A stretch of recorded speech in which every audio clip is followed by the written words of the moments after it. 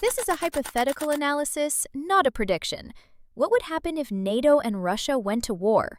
The sobering reality is there would be no winners, only degrees of devastation. The conflict would likely ignite over an attack on a NATO member, triggering Article 5. An attack on one is an attack on all. The first shots wouldn't be fired by guns, but by keyboards and satellites. Analysts expect massive cyber attacks targeting power grids and communication, while anti-satellite weapons attempt to blind both sides.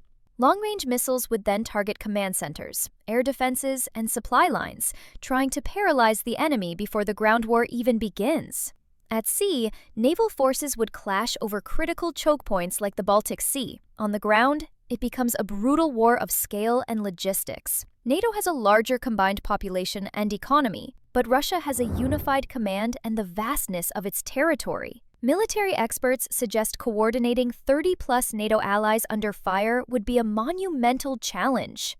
The humanitarian cost would be catastrophic, and the global economy would face a shock not seen in generations. The biggest danger is escalation. A miscalculation or the crossing of a perceived red line could quickly push the conflict toward the use of tactical and then strategic nuclear weapons. The best-case scenario is a swift, negotiated ceasefire after immense initial losses. The most likely is a devastating, protracted conventional war. The worst case is a nuclear exchange from which the world may never recover. This is why deterrence holds, and why preventing this war is the only real victory.